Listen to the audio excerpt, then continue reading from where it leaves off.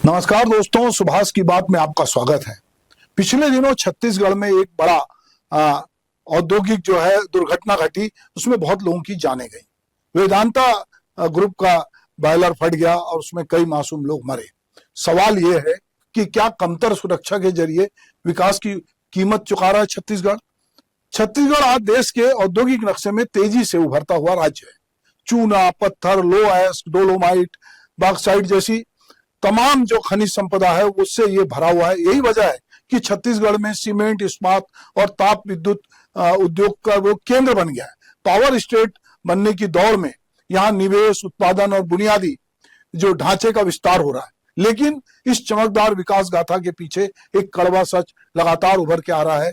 क्या यह विकास के लिए भी सुरक्षित है, या यहाँ पे वो मेजर अपनाए जा रहे हैं जो कि एक फैक्ट्री में अपनाया जाना चाहिए। पिछले 3 साल के यदि मैं आंकड़ों की बात करूं तो औद्योगिक दुर्घटना में सैकड़ों श्रमिकों की मौत हुई है। ये आंकड़ा केवल एक संख्या नहीं है, ये उस मॉडल की पोल खोलता है जिसमें उत्पादन लक्ष्य, समय सीमा और लागत नियंत्रण के की जो सामग्री है, जिसमें मानव जीवन के साथ जो है खिलवाड़ किया जा रहा है।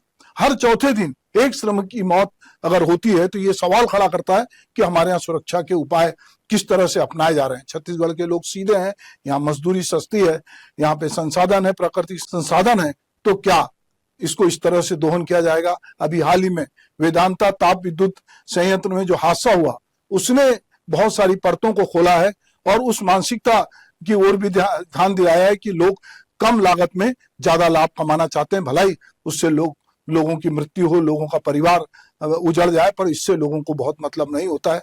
बाद में बयानबाजी आ रहा है कि हम ऐसे समूह पे कार्रवाई करेंगे, हम इनके खिलाफ जाएंगे, पर हकीकत यह है कि जो कुछ होना है वो बाद में होगा। पर अभी जिनकी जान जानी थी उनकी जान चली गई है। अब सवाल यह है कि वो किन वजहों से इतनी बड़ी दुर्घटना हुई, इसको समझने की जरूरत है।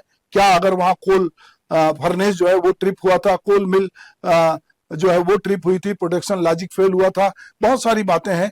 केवल तकनीकी विफलता नहीं है बल्कि सुरक्षा संस्कृति की भी ये विफलता है। एक ऐसी संस्कृति जहां नियम किताबों में है लेकिन व्यवहार में वो अनुपस्थित है।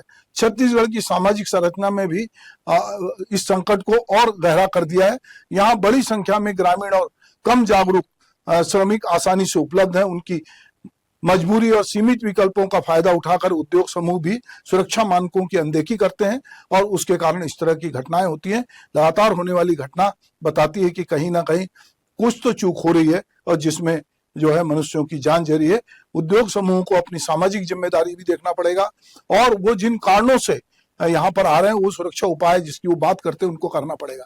ये अलग बात है कि जिस तरह से केस रजिस्टर उसमें बहुत सारे उद्योग समूह से जुड़े लोग ये कह रहे हैं कि प्रमुख के खिलाफ उस तरह से केस नहीं होना चाहिए, उनके खिलाफ एफआईआर नहीं होनी चाहिए। बहरहाल मगर जो कुछ हुआ है वो निश्चित रूप से चौंकाने वाला है। ऐसी घटनाएं आए दिन घटती हैं। तो ये अगर क्या क्या हो सकता है, क्या third party material help audit हो सकता है, सुरक्षा इंटरलॉक सत्यापन हो सकता है, संरचनात्मक जो है परीक्षण हो सकता है, स्वतंत्र संचालन सुरक्षा ऑडिट हो सकता है, आपातकालीन जोखिम का आकलन हो सकता है। ये बहुत सारी चीजें हैं जिन पर बात की जानी चाहिए।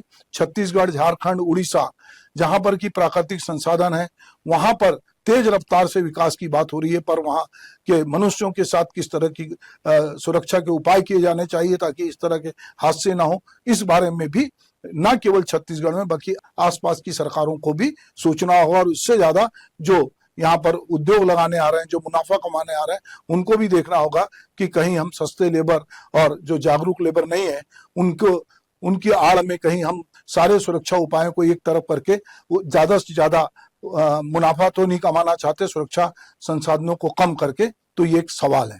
नमस्कार।